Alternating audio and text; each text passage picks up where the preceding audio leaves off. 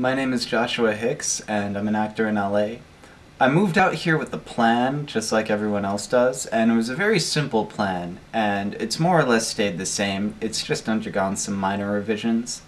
Right now, my big picture plan is to get an agent, get good representation, and just start getting in with casting directors, even for like just the smallest of the small. If I'm a guy leaning against a wall saying, "Hey man, you got the time," or whatever, anything like that, it's good enough for me. I just want to work with people. I just want to show I'm dependable and enjoyable and talented to work with. And all the casting directors I work with at workshops think so, the agencies think so. It's just really difficult right now with the writer's strike and the way the lasting effects have turned everything upside down on their head. Small picture, I'm just currently working on getting in as many independent films as I can, getting in student films, and figuring out where next month's rent is coming from. Because since I've moved out here, it's been one financial crisis after the other. It's roommates breaking up and moving away at the last minute. It's job laying me off because it's a costume shop and it's run out of business in the terrible economy. It's people lying to me about what a job will be, and basically all sorts of various crises that are slowly driving me insane. But I'm staying because I feel I'm closer now than I've ever been before to actually being successful. I've just finished an independent film recently called Scenes from Oblivion. The role I had in that is moving into a web series that's going to pan out that we've received funding for.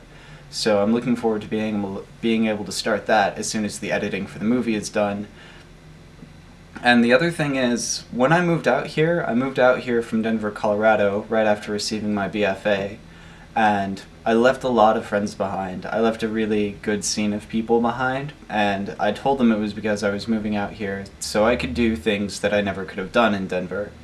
And right now I feel I haven't done that yet. I have to do everything that I possibly can to be successful out here, or I'll feel like I just abandon all those wonderful people around me for 2 years for no reason. I have to show that it's worth it to be out here. And on top of that, until I exhaust every option, I'm still always going to be an actor. No matter where I go, acting is going to be involved in what I do. It's not just because it's something that gives me a huge rush and makes me feel more alive than ever. It's because you sort of touch upon a story with a character, and you create media, and whether it's film or theater, the audience still connects with it. And there's this combined story that the audience can see your character and sort of empathize or villainize whatever you do, and learn something about life from that. And so you're always creating change in the world. It's like you bring a little something to the world that the world can take away and then put into reality, and you can see it happen.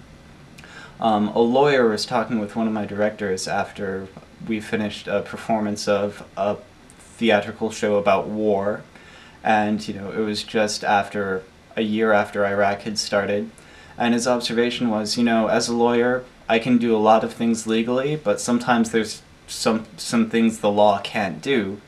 But seeing your show, I discovered you people can do something. Like, you don't have to write laws. You can always just go out and do something. And that's what I love about acting. It's, as long as I have a voice and a body and people looking at me, I can do something. I can create change in the world. Sure, I could just stop and I could get some job that just gets me money, but then I would feel like I'm just waiting for death.